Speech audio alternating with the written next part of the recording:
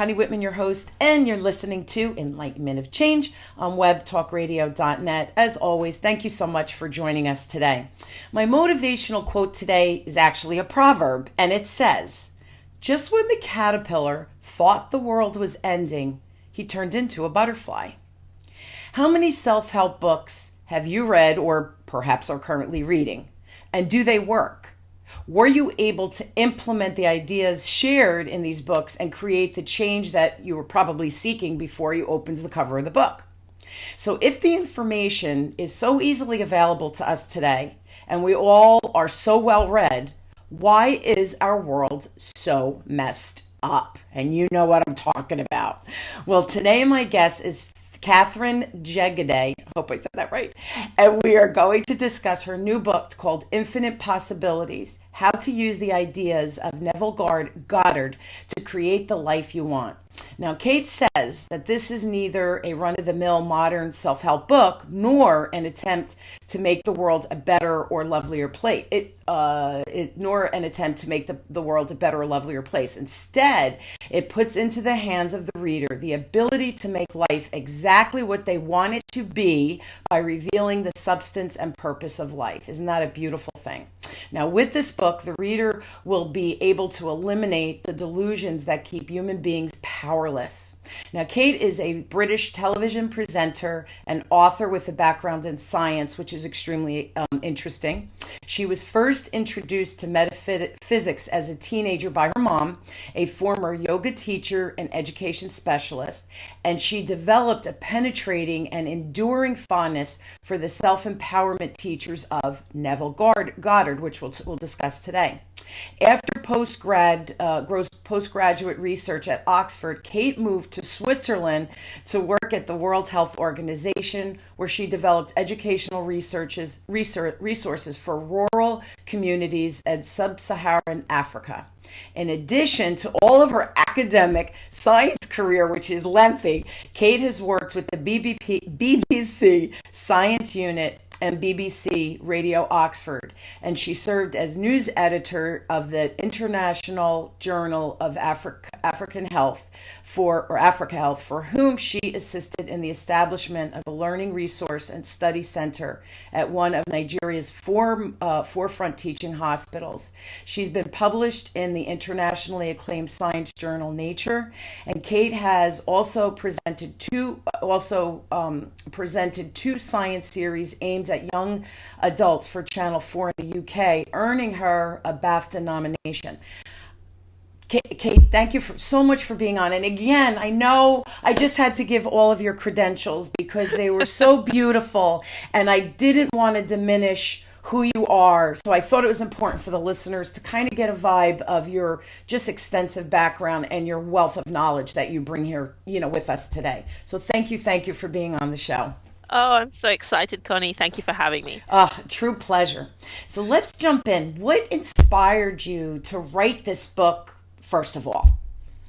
Okay, so it was a very natural progression for me because when I started reading Neville as a very young person, I kept journals, which is a habit I've always had. Whenever a book has had an impact on me, I'd make a note of whatever it was in the book that impacted me in a diary or something. So I accumulated this vast collection of notes, of journals, of diaries, and I found that actually what I wanted was a quick and easy reference guide that I could keep with me all the time. So I started to make up my own little collections of the teachings of Neville that I felt were most relevant to me, that were easy to absorb, and that I could top up on, if you like, whenever I needed to. So rather than having to trawl through all of his lectures and on all of his audio materials and books, I'd have this guide by my side. So that's really where it came from.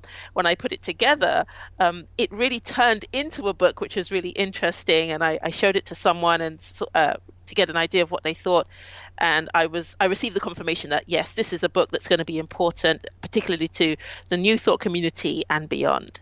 It's interesting. First of all, journaling, a great habit for everybody, because as we think of things, if we jot them down, because the thought is in and then the thought is out, because we have so much noise and information hitting us every day. So journaling, what a great habit that you formulated when you were a kid. The second thing that struck me is you are such a teacher. I journaled, and then so I could reflect on my notes, and that's the way a teacher thinks, right? How can I simplify and use this information every day? And then it's interesting because you starting to journal, the thought wasn't the book then. So the book was almost an after fact of this compilation of raw, delicious data. Absolutely, that's exactly what happened. It's funny you should say that. I'm from a family of teachers, although my dad's an attorney. He's retired now, but he was a law professor as well. So my mom's obviously worked in education for years. All of my siblings are qualified teachers. So these are the habits you kind of pick up. But it's funny that you picked up on that. Oh, I love it. Because the way a teacher thinks is very, because it's always like, get all the information. Now, how can I simplify that so a lot of people can understand it and use it? And it was funny because that's how your mind works, but you did it for yourself. And now look, it's benefiting the world, which is just really kind of cool that wasn't your intent from the onset. So I just think, the universe, the lines of the universe combine, right, and create what we're supposed to be creating. So it's just cool when I see things like that. Thank you. Now, my next question is, just for everyone listening, who exactly is Neville Goddard, and why should we even care about who he is and his teachings?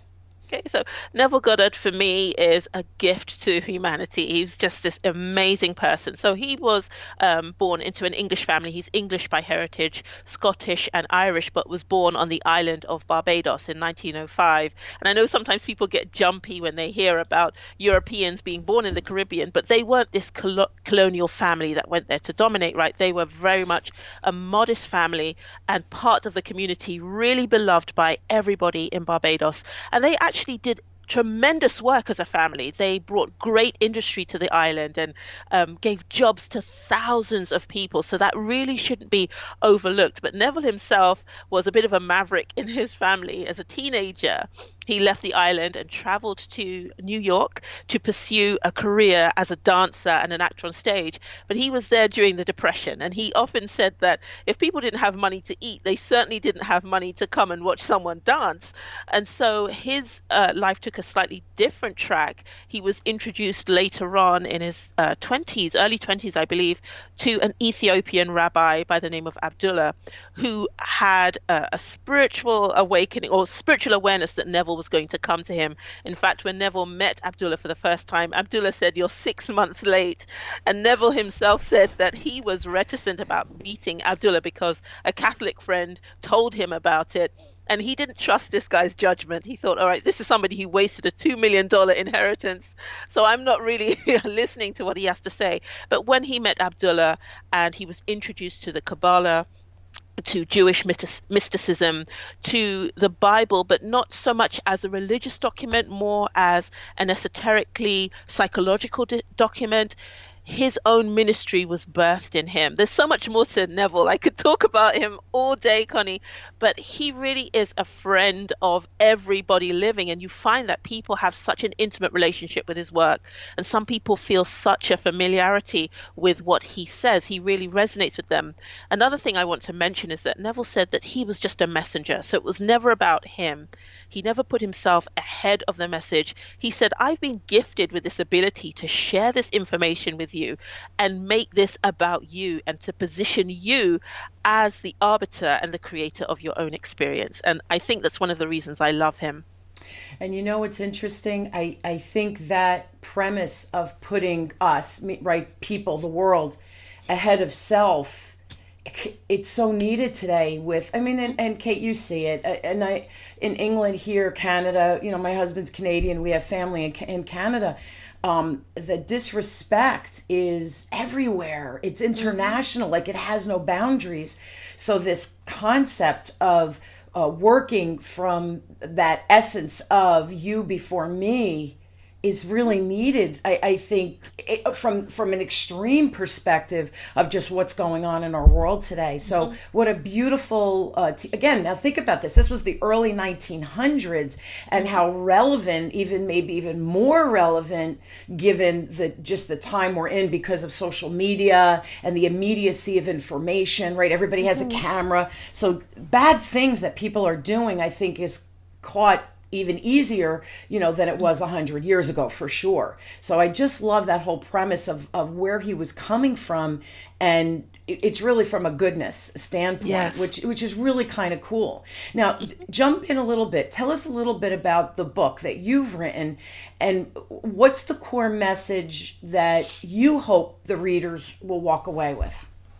Okay, so the book that I've written is based on these ideas that Neville brought into the world. So they aren't his ideas per se, but the way that he was able to expound on these ideas and to deliver them is what is unique about them. So it's this age-old story about the fact that human beings are more than we often believe ourselves to be. So Neville will talk about the fact that when we're born into the world, we actually forget about the authentic consciousness part of ourselves, and that is the creative part of it. And he's saying that the human imagination is not this faction or a part or functionality of the physical mind as we've been taught it is, but actually it is substantively the source creator. So imagination is where everything that exists comes from. Because people don't understand or aren't able to articulate how that happens, many people are inclined to disbelieve. But what he says is that you can come to the truth of this knowledge yourself through establishing a connection between your physical form, which is the form in which we experience the world around us, and this authentic form, which is the God substance. So when I say God, I don't mean that in a religious sense. I mean that as the universal thing that we cannot quite put our finger on, but the source of everything. Sure. We have that aspect of ourselves, and he has a wonderful lecture called The Duality of Man, which speaks to that. So the core message of my book is that it is entirely possible through a system of practical exercises to remember who you are, and not only to remember who you are, but to switch over from operating in our limited human form to this unlimited consciousness form. And that's what the book is all about. I take it from all different angles, from who we want to be as members of our society, to health and perfect expression, to getting putting an end to suffering as we perceive suffering, all sorts of different things, the things that we think are important to us. But I say don't resist any of the things that you desire to express in this world, but understand that there is an absolutely faultless, infallible way of experiencing life, and you do that through these exercises. And it's interesting, the imagination, right? That I think we lose our imaginative mind again because all the stimuli, all the pressures we have just in life, right? Just getting up, going to work, raising the kids, making sure that we cook, we food shop, we do, the list goes on that we can all relate to. So I think we forget about the imagination. And I think it was Albert Einstein who said, like, everything begins and ends with our imagination. And with imagination, everything is possible. Yet I think we stop our imagination because we put limits on ourselves. Oh, that could never happen. I did that recently. I was working with my partner and we were talking about, I have a second business with a partner in Florida. And we were talking about, 2019, what do we want the business to do? And kind of brainstorming. And I don't know what I said. And I'm like, that'll never happen. And Kate, as soon as I said it, I went, whoa, like that was a limiting belief. Talk about putting boundaries on something. And we giggled. And then I reframed what I was saying from the expectation of the business. And I thought, no, we are going to do, again, so that imagination, we have the imaginative thought and then we stop. Yes. It's hard. Life is hard for us. So now your work, how does your work, or how can your work make a difference, do you feel, in the real world? And because we live in the real world, right? We all live in reality. So what do you think the real challenges are, and how your book can maybe help us? So what I'm offering with this book, or what I do with this book, is actually give you a gateway into that thinking of expansion, that thinking that is not tied down by the limits that we see and perceive, and I do it in a practical way. So I'm not asking anyone to believe anything beforehand. I'm just asking you to take these steps, because these exercises, as I lay them out, are going to lead you inevitably to that discovery that I'm promising you will make. And so I think that makes it easier, rather than asking people to actually stop living in the real world. I'm saying you are living in the real world, because the real world is actually the method by which we discover who we are. The events that we go through day to day, what gets misconstrued about the events we go through day to day, even something like paying the bills, our relationships, going to the doctor, is that they are there to teach us something. And that's something that not a lot of people are aware of. So I'm saying I'm giving people entrance into this expanded view, this new perspective, and this new way of living, using very practical methods like types of meditation, a unique spin on that, and also things that they can do as they're going to sleep. So I'm not telling you to accept anything as at face value. I'm saying that there's a discovery you're going to make which is inevitable, and all of the imagination stuff is going to take care of itself. That's the beauty of this, Connie. It doesn't require people to come in with any previous knowledge or any preconceived ideas. It's just follow these steps and see what happens. And it's going to make a difference, because all of a sudden people are going to be able to do things they never thought possible before. One of the things that happens almost instantly is that you receive inspiration about anything that you're going through. Solutions show up for you, and it really is astounding the way that happens. It's funny because of course I read the book, right? Before I have a guest on, I always like to read the book. I just think it makes for a better conversation, and then I can ask questions, because remember, if the listeners read the book, they're going to have questions. So I kind of take the stance from the listener perspective. And it was funny, a couple of observations on the book. You write it in such a lovely way that it's easy to understand and to digest the information, because this is a pretty lofty, heavy concept for a lot of people. So you break it down. Like for me, it was easy peasy, right? So I liked that kind of, it had a nice vibe to it. The other thing I liked is you were like, don't take my word for it. Try this exercise and just play with it. And I liked that way that you helped us play with it. I liked that you kept, play with it, experiment with it, see what happens, form your own judgment. So throughout the book, you say, don't trust me, trust yourself. Try it, play with it, and see what happens. See what shows up. And all of those things I found to be really cool. So I did implement a lot of your teachings, right? I'd say teachings, your examples. And it's funny how things happen. Now, it's interesting. Now, I read the book probably about a month ago. So now I was like, oh, good, we're going to do the show today. This is great. And I want to go back and actually reread the book, because now meeting you, getting your insight, hearing versus just reading your words, I always find very helpful. So I like sometimes to go back and reread the book. So I'm definitely going to do that. Now, I want you to do one more thing for me, because you were talking about like paying the bills and doing these mundane things in life. I want to give you an example. How can this new thought help, for instance, a family maybe that doesn't have health care? So, that could be daunting and overwhelming, especially if you have a sick child or something like that. So how can this help them? Can you give us an example? Yeah, so one of the things that happens when we have a challenge like that, we're trying to provide for people we care about something that's important to their existence, is that we get shut down by fear. And one of the biggest fears is, am I going to find a healthcare plan that meets all of the needs within the budget that I have? Absolutely. What often happens is that there are plans available that you can't quite, you haven't come into contact with because of that fear. It's causing a dam. But another thing that is possible for people is that policies can change for you. Now, this is a really frightening thing for some people to grasp, but I'm inviting people to trust the process. So what you want to do is not try to think of finding the perfect plan or worrying about having the money, but getting into the consciousness that your family is covered, and allow the thing that is right for the family to show up. And I'm saying that with faith, which is actually non-resistance to the idea that this is true, the thing that you are looking for is going to show up for you. So what I'm saying is that healthcare providers, or however it works, I'm not entirely familiar with the system in the United States, will make provisions for you that wouldn't ordinarily exist.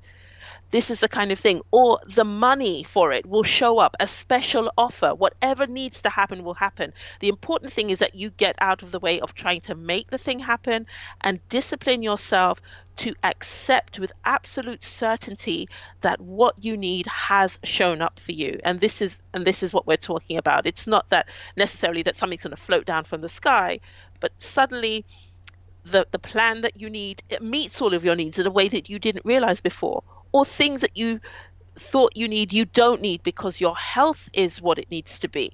So it can happen in a variety of ways, but it's about getting into contact not with how this thing is going to show up or how it's going to work, but with the consciousness that what you need has been provided, and it absolutely will. Because as Neville teaches us, all things exist. It's just a question of coming into contact with what we need. And it's funny because, okay, I've been working on myself, Kate, for a long time. For 15 years, doing research and practicing meditation, and, your thoughts become your reality. All of these things that I truly believe, at my inner core. It is really, really, really hard to not control, well, I need to do this for that to happen. And that need to know how to accomplish something versus saying, I know it's going to show up. I know it's going to happen for me. It's really, really hard, I think, for most of us to have that faith, especially when things are going poorly in our life, where we feel like we're struggling financially. Someone is always ill, or I'm always facing some type of hardship. And I think it's so hard for us to do exactly what you said, but believe that it's here. I have it now, right? That sense of it's already happening, because we want to control it. So that's really hard. So why should everybody listening believe in your book? So as we were talking about before, it's a question of not asking people to believe. As Neville says, it's unreasonable to ask someone to believe if they have no reference for it. It is an unreasonable thing to do. So what we do is we offer practical solutions to overcoming those kinds of resistances. So for example, if a person is constantly worried about money, what I encourage them to do in that moment that they're thinking about money is think about something else. And you will be able to discipline your mind to let go of, as what Neville calls, the mental grasp that you have on something that is causing you concern. So if you think about money, just stop, think about anything else, cookies, baking, going for a walk. You can actually start to loosen the grip that your mind has on those issues, and in time it will lose its effect. So I'm saying it's possible to discipline your mind using the techniques that I set out. And as you were saying before, I say don't take my word. Are we there? Okay, I think yes.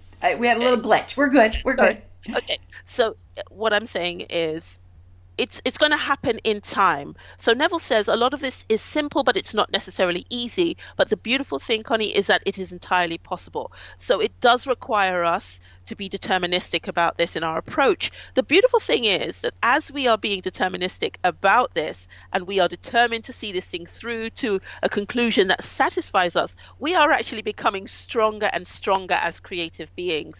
So it's a win-win situation. So I would say to someone, while you're thinking about something that's disturbing you, just deliberately and automatically think about something. It could be something absurd, and allow your attention to rest on that new thing, the thing that isn't the problem, for as long as is comfortable for you. And however often it takes, Neville says the mind is like this wild colt, this wild horse that needs to be tamed. You can tame it by being deliberate in your action. So direct your thought in another direction and watch what happens. Then when you feel less panicked or stressed out about the issue, you can start to apply the techniques towards it, such as feeling positive about what you want coming through. It's interesting. And I think, Kate, all of us, right? We all have some level of worry about money. Some months are better than other months, right? All of these things. The college tuition is due. Where's that money going to come from? So I think that money, and I think everybody understands that concept because we've all felt that lack at some point in our life, right? So when what happens, I know when I start thinking, oh, that bill's coming due, or the car breaks down, oh, where's that money going to come from again? And after reading your book, it was so funny because, like you said, think about baking. I don't cook, so it would never be that for me. But it's like, oh, think about my son plays hockey. I watched him play. That was so much fun to watch. I love watching him play. So you shift that thinking. The other thing I've been doing whenever I have my and we all have money issues, right? So whenever I have my little money issues, I immediately think of all the things I'm grateful for. So all of the blessings. So instead of going to that thought of lack, I try to go through to that where I have abundance in my life. Good health. My parents have good health. My in-laws have good health. My kids are thriving in college, and I have a great marriage. So all of the wonderful things and blessings that you have, that gratitude, I guess that's the right word, is gratitude. Yeah. It helps shift and I think calm that fear. So yes, I do play with thinking of something absurd because sometimes that makes me laugh and then all of a sudden that fear dissipates. And then I always try to shift to that thought of abundance in my life because then the abundance flows towards you. It's hard. This is hard stuff we're talking about, Can you give an example, Kate? This might help too. Can you point to anything in your own life that was really hurting or wasn't working, and how did you use this to make it work for you personally? Gosh, there's so many examples. Actually, this is one of the questions I would have benefited from being prepared about, but I really am glad that you said it like that now. I will say it slightly differently, and I'll double back around to the money, if I may. Yeah. So for me, I wanted to be a writer for a long time, and so I didn't focus on a career, that people need a job while you're writing. It can't be all pie in the sky. And so I did loads of temp jobs, and I was just floating around waiting. So I didn't have a lot of money, and I was really worried about never being able to get out of my parents' home and have a life of my own. But what Neville teaches is that instead of trying to think about how you're going to get the money itself, you're starting to enjoy the fantasy of being the person you want to be. And so in my life, let me use me being in North Carolina as an example. It's a very modern, present and relevant example. I'm okay now. I have income and I'm doing okay, and my husband is okay and we're comfortable. But I don't think about money anymore. I don't sort of think about how am I going to make something happen for myself. When I wanted to be here, I knew that I was supposed to be in the United States. And so I started to just enjoy being in the United States, thinking about the food and the culture and the people. And then I get the invite to be here, and I didn't pay a penny for it. We're living in an incredible condo in an incredible neighborhood. I couldn't have given this to myself, really, because we're talking about multi-million-dollar homes and all of the opulence. And I didn't pay a penny for it. I was invited because I contacted the consciousness of being here. So sometimes we worry about how am I going to get the money to make something happen? But the money isn't actually part of it. And Neville talks about that in his own experience. When he wanted to see his family in Barbados, he didn't have any money. He was working for $5 a week at Macy's. And then his brother sends him a ticket and he travels to Barbados first class. So one of the things that happens when we are doing this work is that as we learn to trust this creative aspect of ourselves, we know that certain things are not important for us to have. The thing that we must look into and lock into is the feeling that everything is as we want it to be. So I wanted to be here, for example, and I'm here without having spent a penny. And so I think my husband and I calculated if we wanted to do what we're doing now, we would have to found about $50,000 or $60,000 to make what we're doing possible. And that was all provided. So this is what I'm talking about. It's trusting, but that trust doesn't come just because I'm telling you to trust. It comes when you actually open the channels of communication between your physical being and the being that resides inside of you. And that's what I'm offering with this book. I don't know if that answers the question as fully as your audience might like, but that was just an example that came to It mind. was a great example. So now I have a follow-up question, right? I always have a Awesome. follow-up question. So how long from you having that thought of, I'm in the United States, I'm enjoying the people like Connie Whitman, I'm enjoying the food that the United States provides, and I live in this beautiful house, condo, whatever it is. Mm. From that essence of experience, right? Mental experience, imagination, to actually getting here, what was the time frame? I'm curious. Okay, so it was about 6 days. Oh, come on! That's crazy! And actually, getting into this apartment Yeah. was less than 48 hours. And it's because of where I am now. So it's a very, very individual thing, and it does depend on the intensity of the feeling. So at the point, I mean, I've been doing this for a long time. A It long doesn't mean time. it's going to take people a long time to get here. It really does depend on the individual. But those who in their natural lives, in their everyday physical lives, are a bit of risk takers, they're going to find that this stuff works for them very, very quickly. People who are too cautious or are really logical, so Neville says that logic and reason are the enemies of this process, they're going to find things take a little bit longer, but that doesn't matter really. I don't want anyone to get into judgment about how long it takes. Once those channels of communication are open, it's like driving a car, riding a bicycle, or sailing a boat. You never forget how to do it.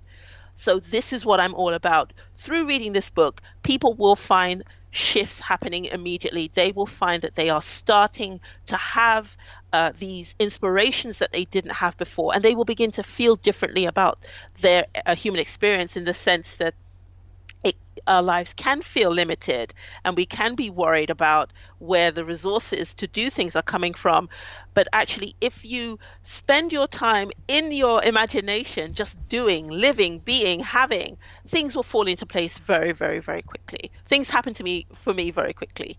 And again, I think because you've been using these tools for so long that it's a muscle memory thing. So you immediately shift over to it's going to happen. It's happening. It's happens, Yes. right? That it's happened, and then a couple of days later, a couple of hours later, it actually does happen for you. So it's a muscle memory. Like anything else, you have to practice it. The Hmm. thing about the book, though, Kate, is you really do build right from the real simple 1 minute, do this for Yes. 1 minute kind of thing. So it's not like, okay, put yourself in a soundproof room and go meditate for 3 hours. Your little exercises are 1 minute, 5 minutes, try this, think of that.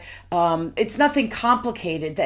Here's the thing, I think, Kate, that's important, because people are like, oh, I can't meditate, oh, I have a monkey mind, oh, I deep dive into the rabbit hole. Mm. Doesn't matter. I think the book breaks it down, again, simple steps. And you know what's so funny? I think in life, Kate, and I don't know if you found this, we love making things more complicated than they absolutely need to be. So the way you have the Hmm. book set up, and you share a lot about your story and your disbelief and losing faith and all of those things, and then finding that path of faith again. So you share so many beautiful examples of your personal experience, vulnerability that you share with everybody. But then you do these little steps. So baby steps is what wins the game, not that you have to do 3 hours of meditation to find your inner self. So that was the other thing that I found helpful about the book, that it was easy. It was easy to implement Hmm. your recommendation. So, and anybody, no matter the level of their intuitiveness or their ability to meditate or all of these, doesn't matter. You can do this. Yeah, and I just want to speak to that, Connie. I think the distinction for me, I saw with Neville's work and other New Thought authors that I read, and he himself said, I'm not a New Thought author, I'm just a messenger of this message, as I think that for a lot of authors, and this is not criticizing them in any way, is trying to teach us to discipline and train the human body. Right, so to train the mind, it's very much a human endeavor. What Neville's saying is that I'm just here to remind you who you are, and that process doesn't take very long. And so, as soon as you remember who you are, and as soon as you open that channel of connection, all bets are off. You're free to have anything you want. So I think people do find it a little bit difficult to believe that this stuff is so easy, but I'm not training the human body to develop new habits or anything like that. I'm saying that this you that I'm talking about, you were born as. And so it's just a question of saying, hi, are you really there? Is it really true? And as soon as you get that answer back, the world is your oyster. It really is that. And so people shouldn't be suspicious or worried about the fact that it is this easy and it is this straightforward and this fast. It really is, because this is not about your human form, which, as I say, is the tool we have to navigate the physical world, to learn all of these energetic lessons and all of that. But it is about remembering that you are an unlimited being of consciousness that's just waiting to take over from your human self. Yeah, well said. And again, it's hard. Let me rephrase that. It's hard when we put those limitations. Oh, this is not possible. Oh, that can't happen. Can it? Maybe it should. Try it out, right? So you have that flip side of, it's never going to happen to me. That sounds all wonderful, but it can't happen to me. Well, it's not going to happen to you if you continue to have that mindset, right? Of lack, or it won't, or not for me. I'll never achieve that kind of thing. It's sad. It's sad how humans, we do limit ourselves. It's kind of a tragic thing, but I think that's part of our journey to enlightenment, right? The show Enlightenment of Change, but to enlightenment of all things are possible. And we have all that we need is available to us right here, right now. Yes, and I think one of the exercises that's going to be really helpful is I think it's chapter 2 of Magic Mirror. For what happens is, as you know, Connie, we spend so much time looking at that person over there. Oh my God, could you imagine a young singer looking at, I don't know, Carrie Underwood and thinking, I could never be Carrie Underwood? Well, no, because Carrie Underwood is Carrie Underwood. But you can be Jane Smith, whoever you are, Mary Jones. Look in the mirror and say, wow, you're cool. I love you. You're amazing. Absolutely. And you are this great singer. And just watch it happen for you. We're trying to police other people's behavior and experiences, or make them our own. No, like I said, Carrie Underwood is Carrie Underwood. Beyonce is Beyonce, and you are you. And there is no difference, as Neville says, between any of you, any of us. And that's the thing that excites me. I love it. I love it. We're out of time, but I wanna make sure I give your website. So sure. if you're loving this, Katherine Jegaday. So it's CKA. I said it right. Yay. KATHERINE. Katherine, and then Jegaday is JEGEGEDE.com. I will post it on the website. The book available on Amazon too. Yes. Okay. And in all booksellers, Barnes and Noble, and all of the good stuff. Okay. So the name of the book, again, is Infinite Possibilities: How to Use the Ideas of Neville Goddard to Create the Life You Want. So again, Infinite Possibilities. Check it out. Buy it. I highly recommend it. It's easy to read. It really is. And you just share so many lovely stories too. So I felt it a very heartwarming book to read. It felt good. It's a feel-good book to read as well. Awesome. So thank you for sharing that. Thank you for the time today, Kate. Just wonderful speaking with you and sharing the story. Guys, if you need me, please go to Connie@WhitmanAssociates.com. I do respond to my emails personally, and I'm happy to help you if you need help with your business or your sales or your coaching experience. I'm your gal. Kate, thank you again for your time. Connie. Yes, and lots of luck in North Carolina, you said, right? Yes. Yes, enjoy the United States. I love it here. I think you should come to Jersey. Jersey's the best state in the country. I've enjoyed the warmth, and it's been amazing so far. Yes, thank you. Yes. Thank you again.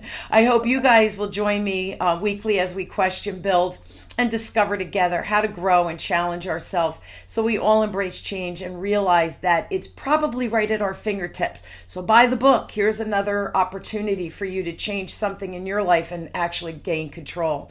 Thank you again, Kate. Thank you all for listening. You've been listening to Enlightenment of Change with me, your host, Connie Whitman, on webtalkradio.net. I wish you all a wonderful and inspired week. Thanks, everybody.